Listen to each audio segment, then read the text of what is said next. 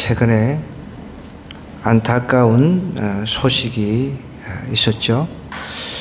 저희들이 열심을 다해서 복음을 전하고 했던 우리 이순자 여사님이 덤성 교회를 안 나와 오셨었는데 돌아가셨어요. 안타깝게도. 제가 갈 때마다 복음을 전하기 위해서 많이 애를 썼습니다. 복음을 전했죠. 근데 그럴 때마다 교회 가자는 얘기죠. 그러시면서 또 한 번씩 교회에 참석했습니다. 전체 합쳐서 한 3번 오셨나요? 제 교회에? 그죠? 한 3번 더 가까이 제 교회에 오셨던 것 같아요. 근데 최근에 우리가 뵀던 거는 우리가 푸드트럭 전도할 때, 그때 저는 뵙지를 못했지만 저희 집 사람이 이제 그 경로당에 복음을 전하러 갔습니다.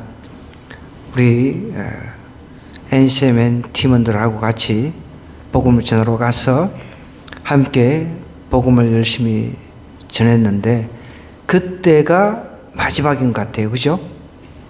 예. 우리 사모님은 그때가 마지막이죠. 예. 그런데 저는 그때 안타까운 소식을 들었어요. 또 우리 이순자 여사님이 화투를 좋아하세요. 화투를 좋아하는 것은 뭐 나쁜 건 아니죠. 근데 화투를 이제 그 치는 그룹들이 있습니다. 우리 이옥대 어르신은 그 화투에 그 별로 취미가 없어가지고 4사람이 치는지 3사람이 치는지는 몰라요. 화투는 원래 3사람이 쳐요. 고스톱을 칠 때는 한 사람은 광을 팔아요. 제가 그걸 잘 알죠. 광을 팔아왔기 때문에. 그래서 똥강 같은 그런 걸 잘 팔았어요. 그래서 화투 칠 때 좋아하는 게 똥이었어. 똥. 우린 똥을 싫어하는데 화투 칠 때는 되게 좋아요. 그런데 우리 전도팀들이 거기 갔는데 4분이서 방 안에서 화투를 치고 계셨대요. 그래서 이 전도팀들이 잠깐만 시간 내달라고 양해를 구하고 허락을 구하고 복음을 전하려고 하는데 아주 사납게 그렇게 대하더라고 이야기를 들었습니다. 그나마 이제 이옥대 어르신이야 뭐 우리가 잘 알고 그렇지만 이옥대 어르신은 그쪽 안쪽에는 안 들어가시니까 이순자 여사님은 안쪽 방에서 이제 화두를 치는데 그 4사람 중에 한 사람인데 그래도 이제 그 집사람하고는 좀 아니까 사모님하고 좀 아니까 예의를 갖춰가지고 이제 혼자서 복음을 들으셨대요.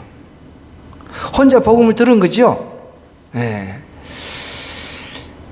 참, 어쨌든 그 혼자서 복음을 들으셨는데 그 뒤로 이제 하나님께서 부르셔서 가셨어요. 근데 그 복음을 듣고 진짜 우리는 그런 기대를 해보는 겁니다. 예수님께서 십자가에 달리실 때 2 강도 중에 한 강도는 예수님을 믿어서 구원받아서 천국을 갔잖아요. 그래서 우리는 그런 희망을 가질 수가 있다는 거죠. 이순자 여사님이 마지막 복음을 들었으니까, 저도 수없이 갈 때마다 복음을 전했으니까, 우리가 갈 때마다 복음을 전하는 그것이 효력이 있는지 없는 건지는 저도 잘 몰라요. 만약에 복음을 마음으로 믿어서 정말 입으로 시인해가지고 정말 그렇게 본인이 그렇게 했다라고 한다면 뭔가 삶 속에서도 조금 달라졌어야 되는데 그게 좀 저는 아쉬워요. 복음을 받아들였다고 한다면 이제 교회 갈게요 했으면 그 약속을 지켜야 되는데 툭 하면은 오늘 못 나가겠어요 뭐 이러니까 제가 참 어떤 때는 낙심이 될 때가 많았습니다. 그런데 그래도 하나 기대하는 것은 그때 마지막 혼자 남은 이순재 여사님은 복음을 다 또 들었단 말이에요. 수없이 복음을 들었지만 마지막 가시기 전에 천국 가셨는지 지옥을 가셨는지 저는 그건 알 수가 없습니다. 오직 하나님만 아시는 부분이죠.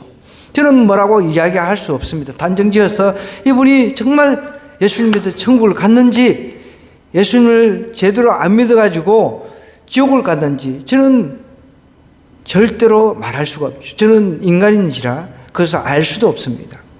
다행히 우리가 천국 가서 만난다고 한다면 우리가 전하는 복음이 정말 제대로 전해졌구나라고 하는 것을 확신할 수 있지만 지금으로서는 확신을 할 수가 없다는 거예요. 왜요? 정말 복음을 받아들였습니다. 그럼 삶의 변화가 일어나야 되거든요. 그럼 복음이라고 하는 것은 능력인 거예요. 복음이라고 하는 것은 능력인데 그 하나님이 그 마음속에 성령 하나님께서 들어가셔가지고 예수 그리스도가 우리를 위해서 어떤 일을 행하셨는가를 성령 하나님께서 깨닫게 해 주신 이후부터 사람은 변화가 일어납니다. 변화가 일어나지 않으면 그건 이상한 거예요. 그런데 눈에 보이는 그런 괄목할 만한 변화는 일어나지 않았다는 게 제 마음속에 걸리는 대목이라는 거예요. 그런데 더 안타까웠던 것은 그래도 이순재 여사님 교회도 조금은 다니셨고 그런데 그 나머지 세 사람 그 핫도 치는 어르신들 세 분은 아주 화를 내면서 노골적으로 짜증을 내면서 나가셨다는 거예요. 복음의 대적자인 거죠. 여러분, 복음의 대적자는 하나님께서 반드시 심판하신다는 사실을 기억하셔야 돼요. 여러분들, 하나님의 대적자는 누굽니까? 하나님을 부인하는 사람들이 하나님의 대적자인 거예요. 하나님은 하나님의 대적자를 그냥 두지 않으십니다. 하나님께서는 복음을 전하라 라고 복음의 증인들을 택해가지고 복음을 전하라 이렇게 대사로서 하나님의 대리인으로서 대사로서 파견을 했단 말이에요. 하나님께서 보내신 분들이란 말이죠. 복음을 전하는 사람들은. 그런데 그 사람들을 이제 능멸하고 그 사람들을 어떻게 보면은 막 아주 기분 나쁘게 대하고 그런 사람은 하나님께 반드시 대적하신다는 사실 반드시 우리가 기억해야 됩니다. 오늘 그 이야기입니다. 니네가 왜 멸망했습니까? 니네는 복음을 받아들이고 요나의 복음을 받아들이고 회개했던 그런 나라였습니다. 그런데 그 나라가 우리 한 100년 정도 지나가지고 다시금 타락할 대로 타락해버린 거예요. 사람이 어느 정도 힘이 생기고 권력이 생기고 이러면 굉장히 교만하기 쉽습니다. 그런데 권력을 가지고 꼭대기에 올라갔을 때도 겸손할 수 있다는 것은 그거는 정말 어려운 거예요. 아수르라고 하는 그 당시 중동 지역에서 최고의 강대국이었습니다. 그 나라가 하나님의 어떻게 보면은 징계의 도구로 북쪽 이스라엘을 멸망을 시켰던 나라입니다. 그런데 이제 하나님의 징계의 도구로서 그 성까지만 딱 해야 되는데 이제 남쪽 유다까지 멸망을 시키려고 애를 썼단 말이에요. 그러나 남쪽 유다까지는 멸망을 시킬 수가 없었습니다. 그러면서 이제 교만할 대로 교만해가지고 결국은 본국에 돌아가 지난번에도 제가 말씀드렸지만 자기 가까운 부하한테 죽임을 당하게 되죠. 그러면서 역사 속에 사라지게 됩니다. 그러면서 이제 새로운 패권 국가 메대하고 바사 제국 그 연합국이죠. 나중에는 이제 메대 바사 연합국이 바벨론으로 이제 또 바뀝니다. 바벨론 제국이 되죠. 바벨론에서 이제 로마로 넘어가게 되죠. 이런 이제 역사의 변천 과정을 거쳐서 지금 우리가 살고 있는 현대까지 넘어오게 된 것입니다. 자, 이 배경이 이제 이런데 이제 파괴하는 자가 아수르를 치러 오는 거예요. 멸망시키러 오는 겁니다. 하나님께서 말씀을 하시면 그 말씀대로 이루어지는 것을 믿어야 됩니다. 예수님께서 오신다 했는데 뭐 옛날에나 2000년 전이나 예수님께서 온다고 했는데 지금까지 안 왔잖아. 여러분, 지금까지 안 온 것은 지금까지 주님께서 우리를 참으시고 우리를 기다리고 계십니다. 회개하고 하나님 앞에 회개하고 돌아오기를 지금도 기다리고 계신다는 거예요. 지금도 기회를 주고 계신다는 겁니다. 자, 파괴하는 자, 여기서 메대 바사 연합국이에요. 파괴하는 자가 너를 치러 올라왔나니 너는 누굽니까? 아수르 제국이죠. 아수르 제국을 치러 올라왔나니 너는 산성을 지키며 길을 파수하며 내 허리를 견고히 묶고 내 힘을 크게 굳게 하시다. 어떻게 보면 조롱을 합니다. 나홈 선지자는 이렇게 어떻게 보면 이제 하나님께서 예언하신 그대로 일어난다. 이제 니느웨, 아수르의 수도인 니느웨들은 멸망한다. 그것을 지금 이야기를 하고 있는 거예요. 그러니까 파괴하는 자, 메대 바사 연합국, 이 연합국이 결국은 아수르 제국을 치러 올라왔는데 너는 세상에서 가장 강한 척 했잖아. 강하다고 자부했잖아. 그러니까 아수르 너는 산성을 지키면서 길을 파수하며 내 허리를 견고히 묶고 내 힘을 크게 굳게 한번 해봐라. 어떻게 보면 조롱하는 메시지인 거죠. 여러분, 하나님께서 하시겠다고 하면 어떤 누구도 어느 누구도 막을 길이 없습니다. 막을 길이 없는 거예요. 보십시오. 우리 이순재 여사님도 굉장히 건강하시던 분입니다. 테니스 선수도 하셨다고 그랬죠. 하여간 제가 모시러 간다고 해도 자기는 걸어오겠다고 그렇게 이야기하셨던 분이에요. 그렇게 건강하셨지만 하나님께서 내가 지금 건강하냐 건강하지 않냐 그거를 보시는 게 아닙니다. 하나님께서 너는 그만 살다가 봐. 그러면 가야 되는 거예요. 내 허리를 견고히 묶고 내 힘을 크게 굳게 하라라고 조롱을 하고 있습니다.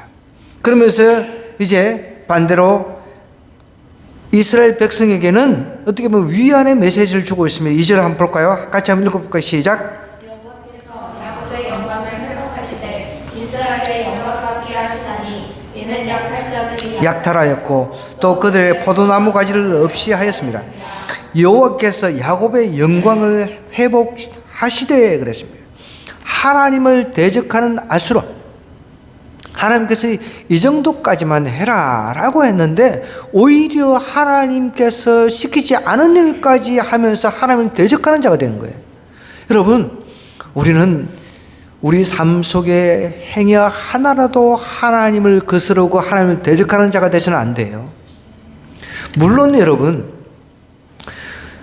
우리가 복음을 전하는데 우리가 하나님의 명령을 받아서 복음을 전하잖아요. 하나님이 시키지 않은 일을 했나요? 그건 아니잖아요. 하나님께서 우리에게 시켰습니다. 때를 얻든지 못 얻든지 복음을 전하라 그랬거든요. 그래서 전도자들이 나가서 복음을 전했는데 복음을 거절했어요.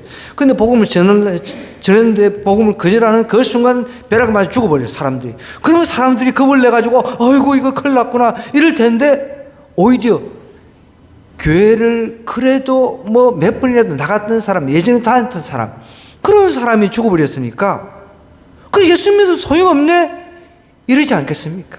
여러분, 예수 믿어도 소용이 없네 하는 사람이 하나님의 대적자입니다.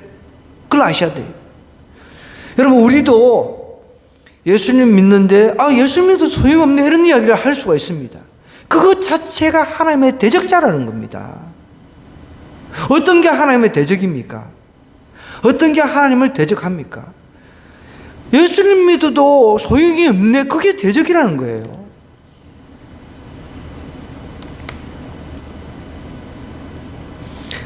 분명히 이절은 여호와께서 야곱의 영광을 회복시켜 주시겠다라고 이야기를 하고 있습니다. 이스라엘 영광 같게 하시나니 이는 약탈자들이 약탈하였고 또 그들의 포도나무 가지를 없이 하였습니다. 반드시 다시금 야곱의 영광을 회복해 주시겠다라고 이야기를 하고 있어요. 이 야곱의 영광이 무엇인가? 지금처럼 예를 들어서 이스라엘이 하마스를 몰아냈어요. 이것이 야곱의 영광인가? 그렇게 보지는 않습니다. 자, 우리 성경을 한번 좀 찾아볼까요? 이사야 말씀을 한번 찾아보십시다. 이사야 말씀 11장 8절. 시편 지나가지고 있죠. 잠언, 아가서 다음에 이사야 11장 8절입니다. 11장 8절 찾았나요? 제가 가지고 있는 성경 981쪽입니다. 제가 가지고 있는 성경은 981쪽이니까 11장 8절입니다. 같이 한번 읽어볼까요? 자, 6절부터 한번 읽어보십시다. 시작.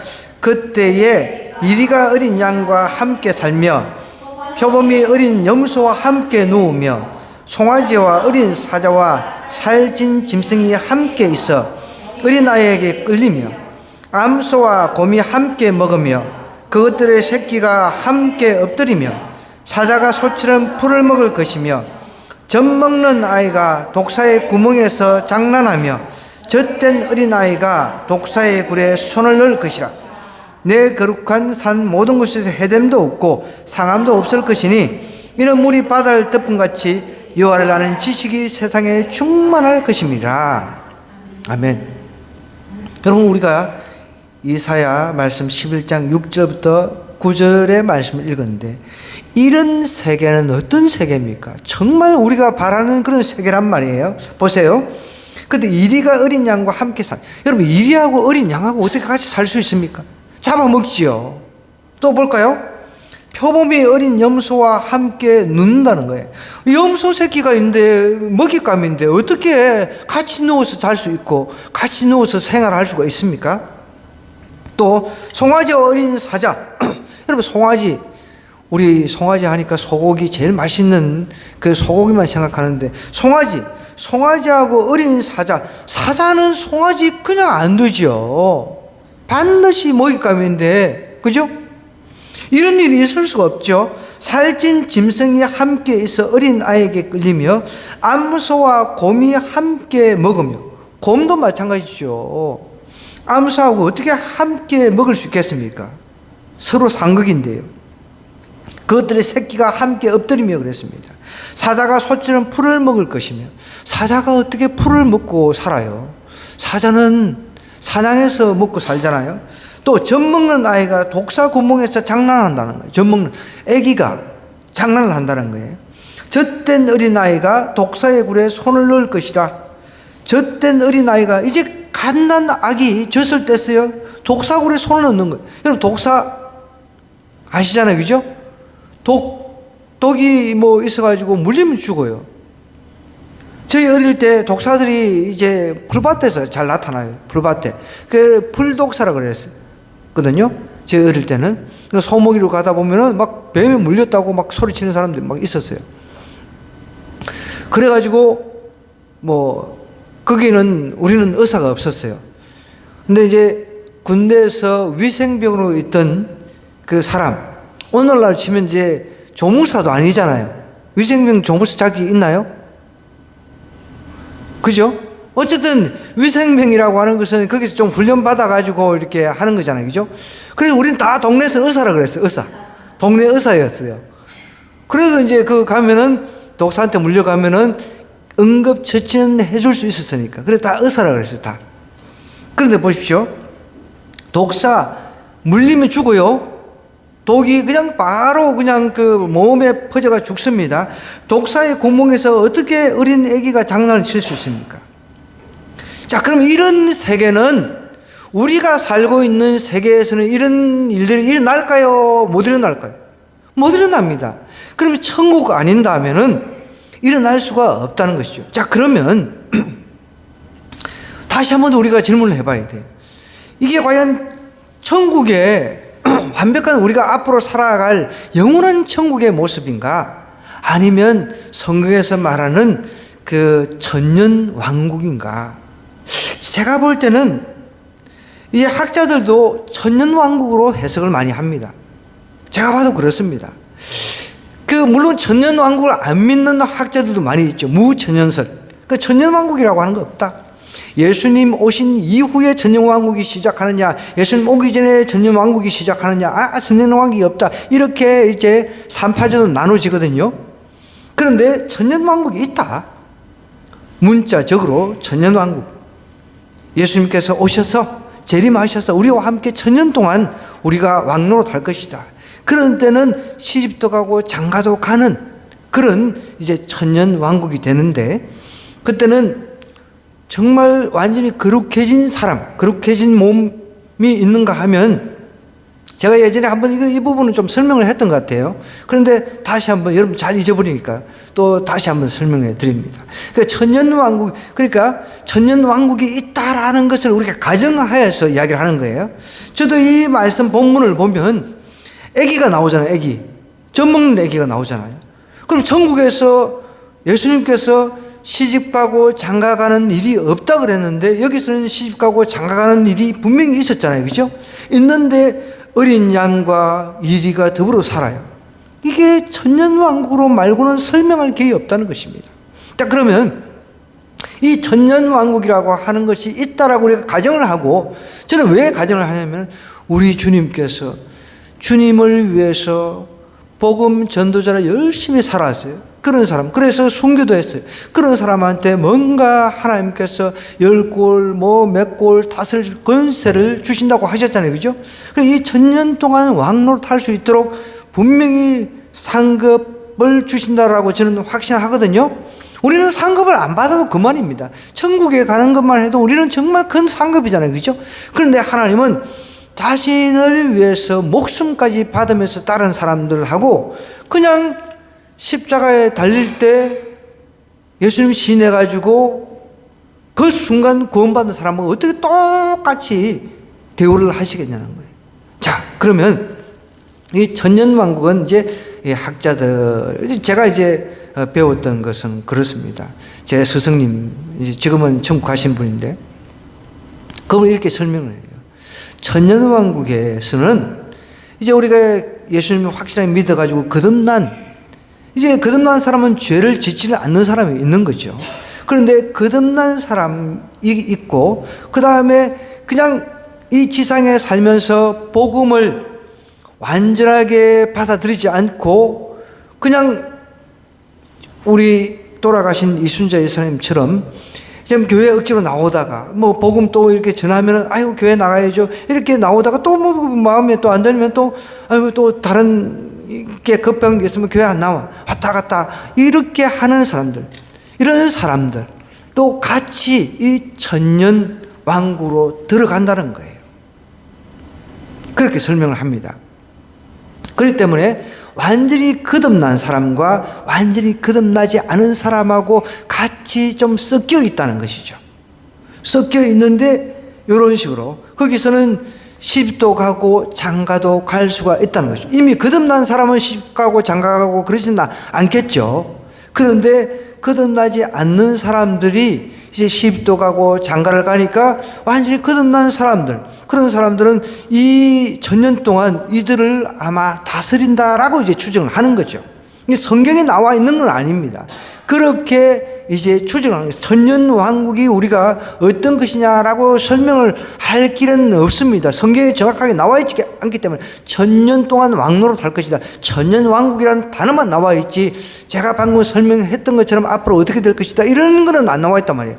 그런데 보면은 오늘 말씀해 보면은 이사야 6절에서 이제 11장 6절에서 9절의 말씀해 보면은 애기도 나오고 사자하고 염소하고 같이 양하고 같이 살고 이런 정말 이상적인 그런 삶의 모습을 여기서 보여주고 있거든요. 이거는 천년왕국 아니고선 설명할 길이 없다는 거예요. 그러면 천년왕국이 끝나면 완전한 영원한 천국에 들어가는데 거기는 시집가고 장가갈 일이 없어요. 애 낳을 일이 없습니다.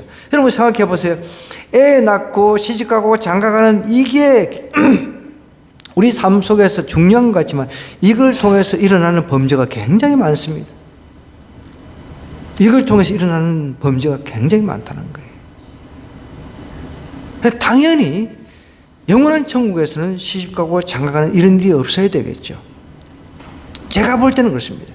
저는 목사요, 신학자로서 신학을 연구하고 하는 저도 일종의 학자로서 연구를 해보면 영원한 천국에서는 시집가고 장가가는 이 일이 있어서는 안 된다는 거예요. 저는 그렇게 주장합니다. 그게 있으면 또 똑같은 범죄의 굴레에서 빠져나올 수가 없다는 것이죠. 우리가 자녀를 키워보잖아요. 자녀를 키우면 뚜껑이 열려요, 열려요? 열리잖아요. 그럼 천국 갈 수도 자녀를 낳았어. 뚜껑이 열려. 또 말을 안 들어. 양말도 버스에서 양말통에 넣어가면 양말을 한쪽은 하나는 뒤집어가 저쪽에 처박아 놓고 하나는 저쪽에 처박아 놓고 이런데 이제 그러면 와 너무 감사하다 이러면서 할 그 엄마들이 부모들이 얼마나 많겠습니까? 그죠? 그렇게 시집가고 장가가는 그 순간부터 사람은 짜증이 나고 불편함이 생기고 어려움이 생긴다는 거예요. 저도 결혼 생활을 해보기 때문에 하고 있기 때문에 예수님께서 말씀하신 것이 정말 우리가 앞으로 들어갈 영원한 천국의 모습이 확실하구나. 거기는 시집가고 장가갈 일이 없다. 저는 그 말씀에 굉장히 그 천국의 힌트를 얻었어요. 그래 맞다.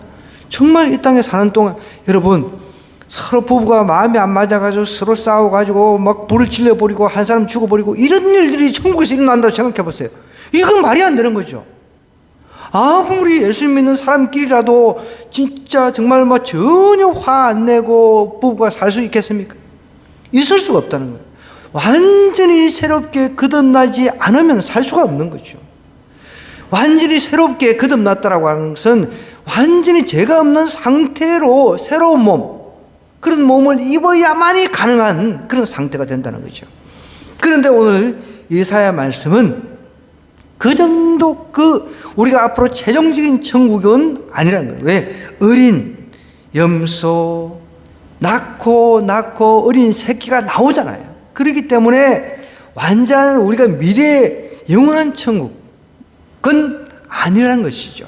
그러나 우리 주님께서 말씀하신 천년왕국, 천년 동안 왕노릇 할 것이라 라는 그 구절에 입각해서 그 구절을 근거로 들어보면은 이것은 우리가 누릴 앞으로 영광의 천년 동안 왕노릇 할 수 있는 그런 나라일 가능성이 굉장히 높다는 것입니다. 이해가 되십니까? 자, 그럼 다시 본문으로 우리 한번 돌아가겠습니다. 자, 나홈서에서 말하고 있는 여호와께서 야곱의 영광을 회복하시되, 이것은 야곱의 영광은 앞으로 우리가 천년 왕국에 들어가서 그 영광을 누릴 수 있을 것이다 라고, 이 야곱의 영광은 우리 지금 예수님 믿는 사람도 포함이 되겠죠. 나홈서는 물론 당시에 이스라엘 백성들에게 위안을 주기 위해서, 힘을 주기 위해서, 용기를 주기 위해서 쓴 서신서가 아니라 그 성경이지만, 오늘 우리가 영적인 이스라엘, 우리에게도 동일하게 이 메시지가 적용이 되잖아요. 그죠? 그러니까 여호와께서 야곱의 영광을 회복하신다라고 하는 이 말씀은 앞으로 영적인 이스라엘인 우리도 정말 천년 왕국, 제가 이렇게 강조를 하면 저 목사님은 천년주의자냐? 뭐 이렇게 질문하실 수도 있겠습니다. 그래서 저는 성경을 연구하다 보면 설명할 수 없는 부분이 너무 많이 있는데, 저는 그래도 좀 믿고 있는 그런 사람입니다. 천년왕국은 저는 분명히 있을 것이다 라고 생각을 하거든요. 근데 그건 제 생각이니까. 여러분, 나는 천년왕국은 없을 거야 라고 생각한다면 괜찮아요. 그런데 또 후 천년, 이제 예수님이 오시기 전에 천년왕국이 있겠다, 그렇게 믿고 싶다면 그건 뭐 자유입니다. 그것이 꼭 나쁜 건 아니기 때문에. 그런데 제가 이 2절 9절을 가지고 보면 야곱의 영광을 회복하신다라고 하는 이 구절은 하나님께서 앞으로 우리에게 포상으로 주실 천년왕국일 가능성이 굉장히 높다는 것이죠. 왜냐하면 지금 야곱의 족속들, 우리가 육신적인 야곱의 족속들 이야기를 하면 이스라엘 백성들이잖아요. 지금 이스라엘이 지금 싸움이 일어나가지고, 지금 영광하고 뭔가 좀 연관이 있습니까? 영광하고는 거의 연관이 없잖아요. 맨날 싸우고 찢고 뽑고 싸우고 언제 어떻게 전쟁이 터질지 모르는. 저는 그 하마스하고 처음 전쟁이 터졌을 때 그 이스라엘 여인이 울부짖는 그 인터뷰를 하는 걸 지금도 잊히지 않는 거예요. 너무 울면서 뭐 자기 가족이 죽어 나가니까 이제 더 이상 여기서 못 살겠다는 거예요. 이렇게 어떻게 사냐고 막 인터뷰를 이렇게 하는데, 우리가 생각할 때 성지, 아주 성스러운 땅이잖아요. 그죠? 우리는 비싼 돈을 내서라도 돈을 그 차곡차곡 적금을 들어서라도 거기 한번 가보고 싶어요. 그죠? 근데 그 사람은 정작 거기 살고 있는 사람들은 너무너무 살기가 싫다는 거예요. 그 땅이. 야곱의 영광을 회복하신다라고 하는 것은 어떤 측면에서 앞으로 다가올 미래의 천년 왕국일 가능성이 높다는 겁니다. 여호와께서 야곱의 영광을 회복하시되 이스라엘의 영광 같게 하시나니 이는 약탈자들이 약탈하였고 또 그들의 포도나무 가지를 없이 하였습니다. 그의 용사들의 방패는 붉고 그의 무사들의 옷도 붉으며 그 항우를 버리는 날에 병거의 쇠가 번쩍이고 노송나무 창이 요동하는도다. 그 병거는 미친 듯이 거리를 달리며 대로에서 이리저리 빨리 달리니 그 모양이 햇불 같고 빠르기가 번개 같도다. 그가 그의 존귀한 자들을 생각했느니 그들이 엎드러질 듯이 달려서 급히 성에 이르러 막을 것을 준비하도다. 자, 여기서 이렇게 묘사를 하고 있는 이 용사가 도대체 메데 바사 제국을 말하는 것인가? 아니면 아수르 제국을 말하는 것인가? 좀 어떤 때는 보면 애매할 때가 좀 있습니다. 그런데 이제 문맥상으로 보면 메데 바사 연합국일 가능성이 더 높다는 것이죠. 여러분은 저는 이런 거 신경 쓰기 싫어요 라고 하세요. 저는 어쨌든 이 성경을 연구하는 학자이자 또 동시에 목사이기 때문에 깊이 있게 고민을 안 할 수가 없어요.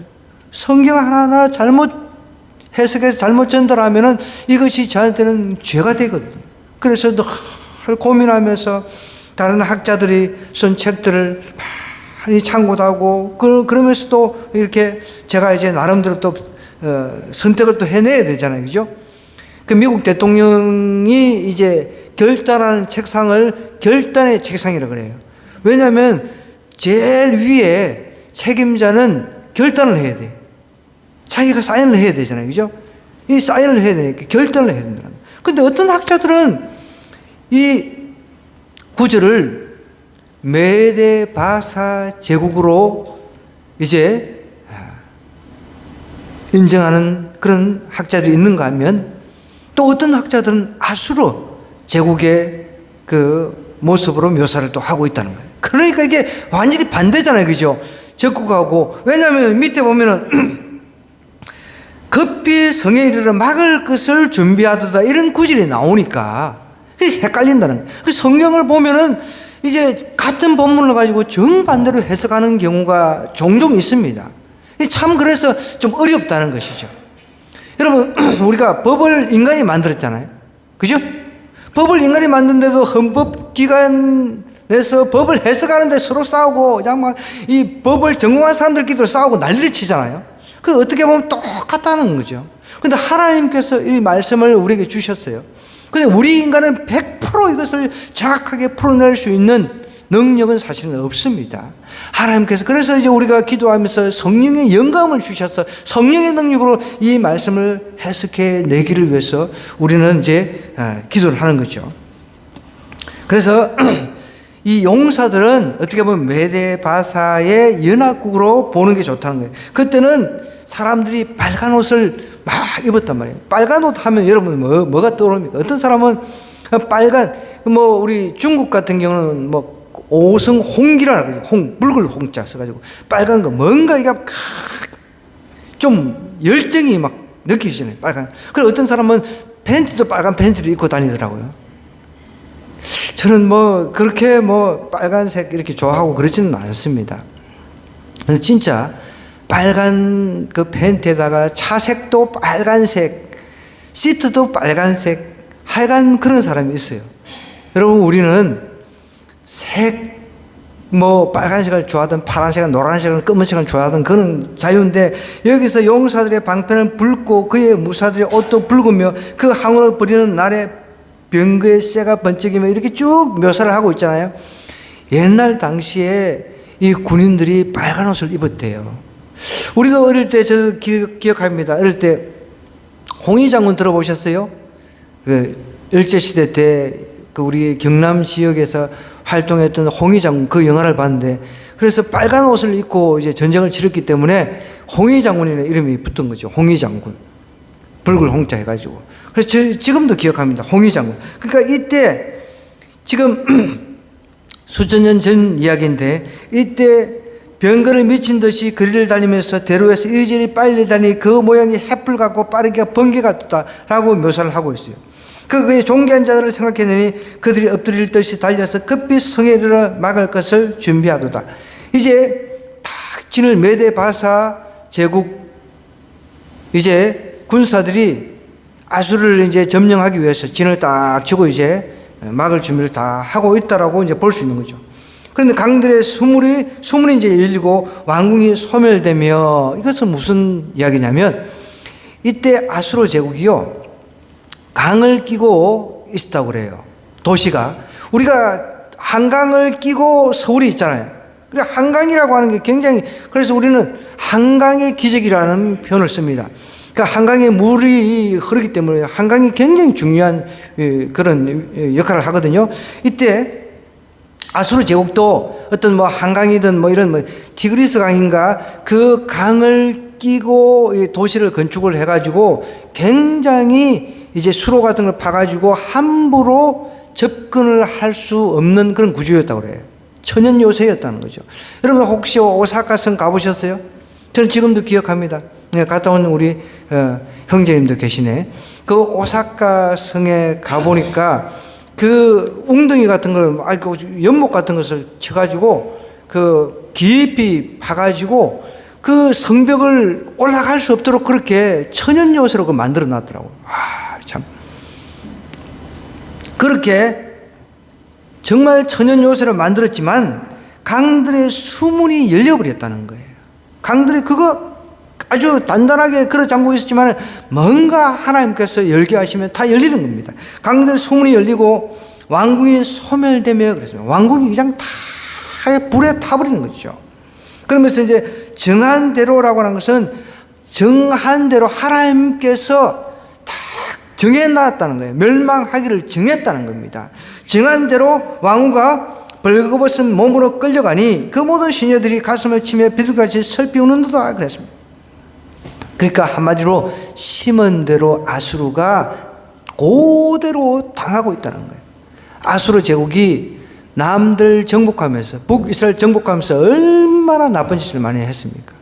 많은 사람들을 죽였죠. 죽이는 것도 둘째치고 이제 거기다가 아수르 사람들을 다 이민을 가게 해가지고 혼혈 정책을 펴가지고 완전히 이스라엘 사람들, 북쪽 이스라엘, 남쪽 유다하고 원수지간으로 만들어버렸습니다. 굉장히 악한 것이죠. 정한대로 왕후가 벌거벗은 몸 똑같이 그렇게 당한 거예요. 왕후가 빨가벗은 몸으로 끌려가니까 그 시녀들이 가슴을 치며 비둘기같이 슬피 우는다.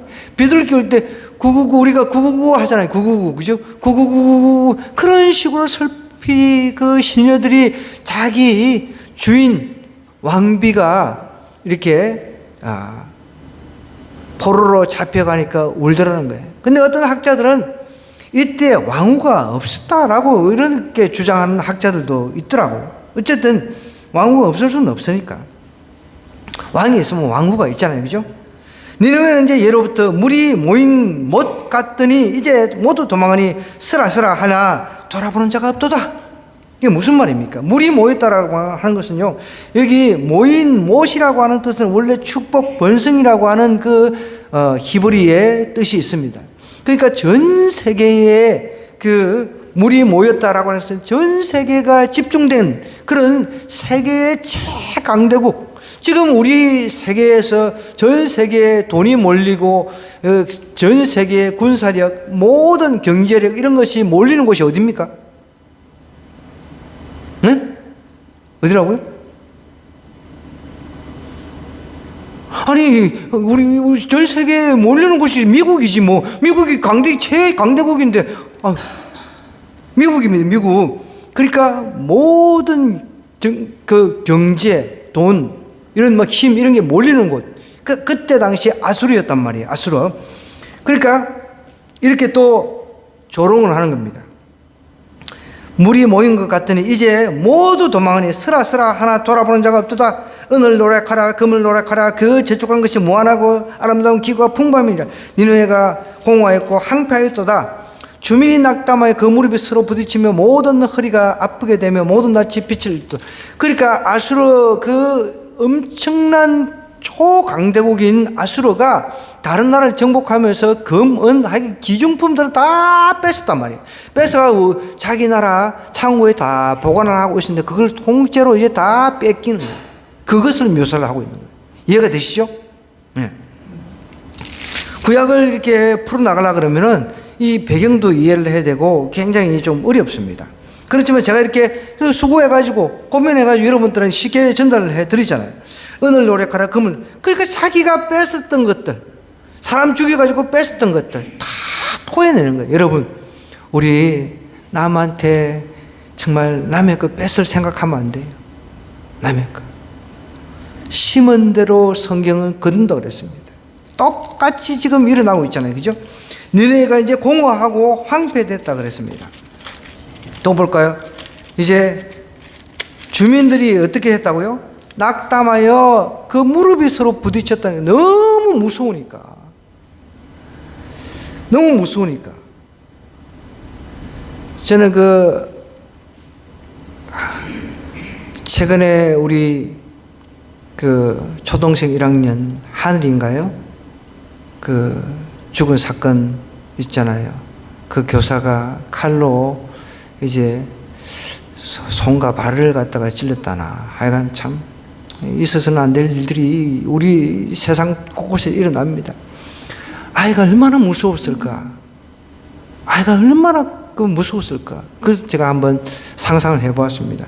너무 무서워가지고 진짜 막 어떤 피를 많이 흘려서 죽는 것보다 무서워가지고 막 죽기도 하잖아요. 그죠? 예. 지금 너무 무서워가지고 무릎이 서로 부딪힌다는 거예요. 무릎이 덜덜덜덜덜 무릎이 부딪혀가 뜨는 거예요. 무릎이 모든 허리가 아프게 되며 모든 낯이 빛을 잃었다라고 표현하고 있습니다. 이제 사자의 굴이 어디냐? 옛날 사자같이 용맹했던 이 아수르. 그러니까 이제 아수르를 이제 발굴한 그 고대 유적지에는 그런 그림들이 있나 봐요. 그 사자의 날개를 단 사자. 그런 가끔씩 있잖아요. 보면은 사자인데 날개 달린 사자. 그런 게 있나 봐요. 그러니까 이제 아수르 같이 이제 자기들이 용맹하다. 날개 단 사자처럼 이렇게 용맹하다. 이렇게 스스로 자부했던 이 아수르 왕국인데 이제 조롱을 하는 거죠. 나홈 선지자가. 사자의 굴이 어디냐? 젊은 사자가 물 곳이 어디냐? 전에는 수사자, 암사자가 그 새끼 사자와 함께 거기서 다니되 그것들 두렵게 할 자가 없었으며 수사자가 그 새끼를 위하여 먹이를 충분히 찢고 그의 암사자를 위하여 움켜 사냥한 것으로 그 굴을 채웠고 찢은 것으로 그 구멍을 채웠었다. 만군의 여호와의 말씀에 내가 내 대적이 되어 그랬습니다. 사자같이 용맹해도 그렇게 모든 정치, 경제, 이 모든 권력과 힘, 돈 이런 것들이 모여 있다 하더라도 하나님께서 이제 너의 대적이 된다면 너는 반드시 사라진다는 거죠. 멸망한다는 겁니다. 여러분, 하나님의 대적으로 살면 절대 안 됩니다. 하나님의 대적으로 살면 망하게 되어 있습니다. 멸망하게 되어 있다는 거예요. 하나님의 대적으로 살지 마시기 바랍니다. 뒤에 누가 왔어요? 저쪽에 한번 나가보세요. 한 사람. 예. 남자분이 화장실 가려고 그런 것 같은데. 예. 열쇠가 없어서 아마 못 쓰고 돌아간 것 같아요. 만군의 여호와의 말씀에 내가 내 대적이 되어 내 병거들을 불살라 연기가 되게 하고 내 젊은 사자를 칼로 멸할 것이며 내가 또 내 노력한 것을 땅에서 끊으리니 내 파견자의 목소리가 다시는 들리지 아니하리라 하셨느니라 라고 이야기를 하고 있습니다. 하나님께서 여러분 하나님을 대적하는 자를 그냥 두시겠습니까? 그런데 분명한 것은 우리가 하나님의 대리대사나 마찬가지예요. 여러분 우리가 복음 전할 때 낙심될 때가 있습니다. 예수님 전할 때 낙심될 때가 있습니다. 그럴 때 낙심하지 마시기 바랍니다. 그러나 그 복음을 거절하는 사람은 하나님께 반드시 대적하신다는 거예요. 저도 어떨 때는 참 낙심될 때가 왜 없겠습니까? 이렇게 열심을 다해서 복음을 전했는데 그 열매도 맺지 못하고 그냥 돌아가는 일들이 죽어버리는 일들이 있으니까 저도 참 낙담이 될 때가 있습니다. 정말 갈 때마다 복음 전하고 이제 봄 되면은 좀 따뜻한 봄 되면 이제 계속 교회 모시고 와서 더 복음을 열심히 전해가지고 정말 예수님 믿는 그 기쁨을 좀 느끼며 사시다가 천국에 갔다면 우리가 그냥 다 기쁠 텐데 뭔가 찜찜하잖아요. 그죠? 여러분 찜찜하잖아요. 그러니까 우리가 살아있을 때 확실하게 복음을 전하고 정말 복음을 받았을 때 모든 자녀들 모아놓고 이제는 정말 내 인생에 가장 좋았던 것은 예수님 믿는 것이다. 자녀들아 너희들도 예수님 믿고 꼭 천국에서 만나자. 이런 고백이 있어야 돼요. 저도 유인자 어르신 그분도 열심히 복음 전하려고 했는데 들리는 소리에는 온갖 소리를 다 하는 거예요. 참 제가 막 낙심이 될 때가 있습니다. 물론 복음 거절하면 안 가면 돼요. 그런 사람들. 그럼 마음이 아프잖아요. 우리는 그 사람의 재산이 탐이 나서 복음을 전합니까? 아니 그 사람이 와가지고 교회 일꾼 되기 위해서 복음을 전합니까? 아니 이제 곧 돌아가실 때 다 된 노인들이 무슨 일꾼이 될 수 있겠습니까? 그죠? 그런데 우리 이옥대 어르신은 아주 생생한 어르신이라 일꾼 될 수도 있어요. 전도대장이에요. 전도대장. 많은 노인들을 주님께로 인도한 사람은 하나님께서 별처럼 빛나게 해주신다고 했는데 그런데 보면은 참 우리가 돈을 요구를 해요. 뭘 요구를 해요? 예수님 믿으라는 거예요. 예수님 믿고 천국 가자는 거예요. 그거 하나입니다. 그걸 위해서 우리가 목숨을 바치듯이 이 전도자들이 핍박받으면서 전도를 하는데 대놓고 막 핍박하고 여러분 주변에 그런 사람이 있으면요 반드시 멸망합니다. 예수님께서 뭐라 하셨어요? 거기에 우리가 어떤 집에 가면은 복을 먼저 빌으라 그랬어요. 평안의 복을 빌으라 그랬죠. 그죠? 그런데 그 평안의 빈 복이 거기서 받아들이지 않으면 그 복이 누구한테 온다고요? 빈 사람한테 온다는 거예요. 그러나 그걸 거절하면은 그 사람은 저주가 임하는 거죠. 결국은. 그걸 우리가 알아야 돼요. 여러분 하나님의 대적자로 살면 큰일 납니다. 큰일 나요. 하나님의 대적자는 하나님을 거부하는 사람이 대적자예요. 하나님의 또 대리 파견자를 복음의 증인들 복음을 위해서 이제 하나님께서 임명해가지고 파견한 사람들 복음을 전하는 그 사람들을 핍박하는 사람 그 사람들이 대적자라는 거예요. 만군의 여호와의 말씀에 내가 내 대적이 되어 내 병거들을 불살라 연기가 되게 하고 내 젊은 사자를 칼로 멸할 것이며 내가 또 내 노력한 것을 땅에서 끊으리니 내 파견자의 목소리가 다시는 들리지 아니하리라 하셨느니라 그랬습니다. 오늘 이 말씀 13절 말씀 우리 가슴에 새겼으면 좋겠습니다. 새겼습니다. 오늘 이 말씀 우리가 생각하면서 한번 기도하십시다. 하나님 제가 복음의 대적자가 되지 않게 하여 주옵소서. 하나님 대신 정말 저는 복음의 증인이 되게 하여 주옵소서. 우리 주여 한번 기도하러